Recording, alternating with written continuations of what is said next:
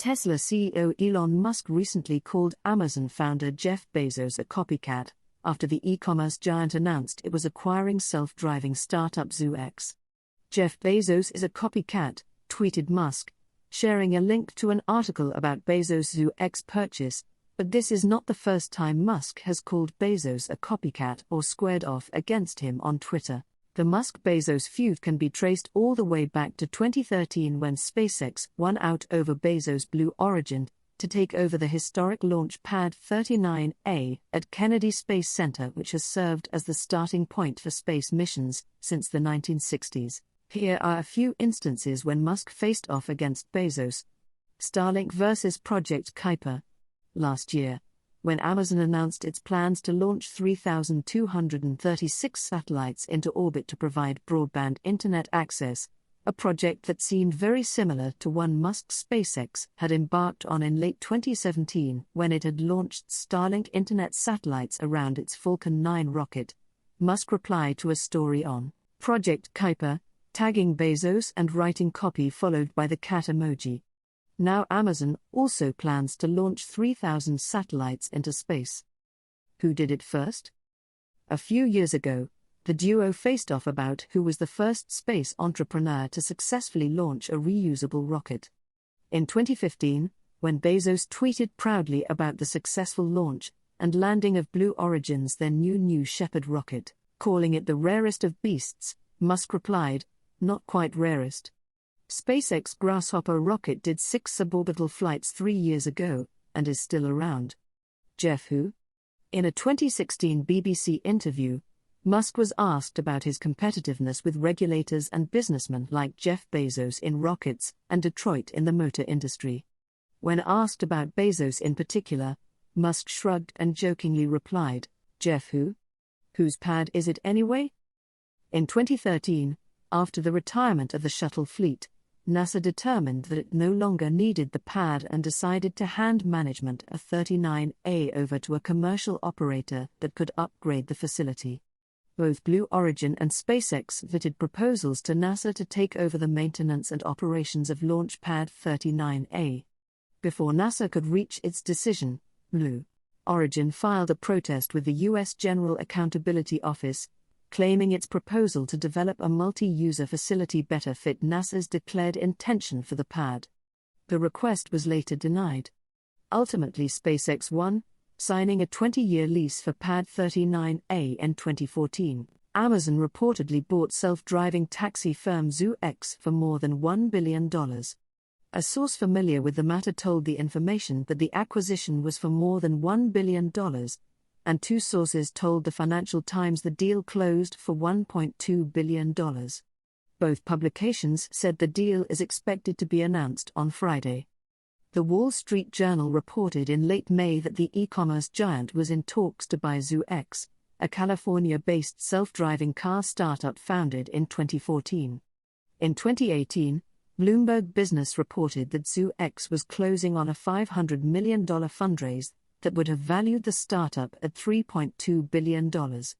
Before the raise, ZooX was valued at $2.7 billion, the company told TechCrunch.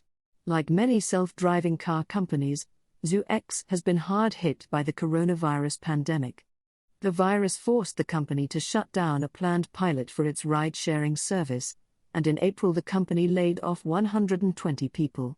Sources told the Financial Times that ZooX's management team will report to Jeff Wilke, the head of Amazon's worldwide consumer division, and that ZooX will operate with a similar level of independence as Amazon's streaming platform Twitch. Morgan Stanley analysts said in May that driverless delivery would save Amazon more than $20 billion each year.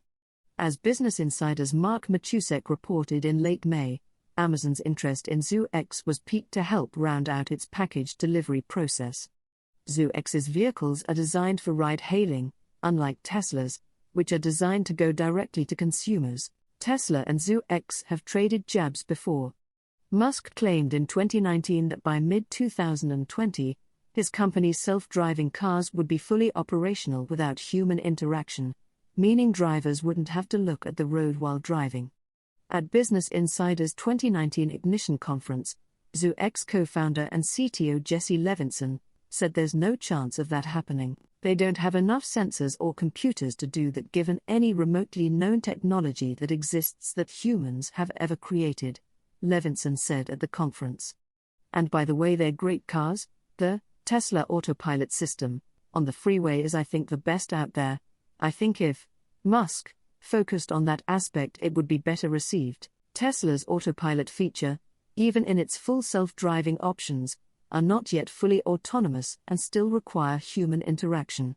Zoo X was recently valued at $3.2 billion. Like many in the autonomous driving world, Zoo X has taken a hit by the COVID-19 pandemic and laid off 120 employees in April. Musk's SpaceX launched satellites to provide global broadband to the least served areas around the world. Today's Falcon launch carries 2 SpaceX test satellites for global broadband. If successful, Starlink constellation will serve least served regions such as third world countries. According to CNBC, Bezos hired a SpaceX executive, Rajiv Badyal, to run the Amazon satellite project. There also seems to be a friendly competitive spirit between Musk and Bezos when it comes to their aerospace businesses, SpaceX and Blue Origin. Last year, Bezos wished SpaceX luck with a Falcon Heavy launch. Musk's response then, too, was cheeky. He included an emoji blowing a kiss along with his thanks. Bezos then tweeted rocket emojis back at Musk. Musk and Bezos, after all, are both billionaires with a mission to make it possible for people to live in space. Fundamentally, SpaceX's goal is to build reusable rockets and spacecraft so humans can inhabit other planets, namely Mars. For Musk, life on Mars would start with a single outpost, build up the base, starting with one ship, then multiple ships, then start building out the city. Bezos's Blue Origin is focused on building the infrastructure to make it possible for future generations of humans to iterate on space technology and build new companies inexpensively. Bezos imagines a future where humans live in free-floating space pod colonies. Richest man alive Jeff Bezos said Mars is not a place humans would be comfortable living. My friends who want to move to Mars? I say, do me a favor, go live on the top of Mount Everest for a year first, and see if you like it, because it's a garden paradise compared to Mars, Bezos said at the Yale Club in New York City in February, according to a Business Insider transcript. That is not to say that Bezos, who founded Amazon and aerospace company Blue Origin, is not interested in sending regular people to space. Bezos says moving to space will become necessary as the population is expanding and Earth's resources are finite. Eventually, an Earth-bound population would face population control and energy rationing, Bezos said. There are currently over 7.6 billion people on Earth, but if space becomes a viable place for humans to live, the solar system has enough resources to support 1 trillion humans, Bezos said. Then we'd have 1,000 Mozarts and 1,000 Einsteins. Think how incredible and dynamic that civilization will be.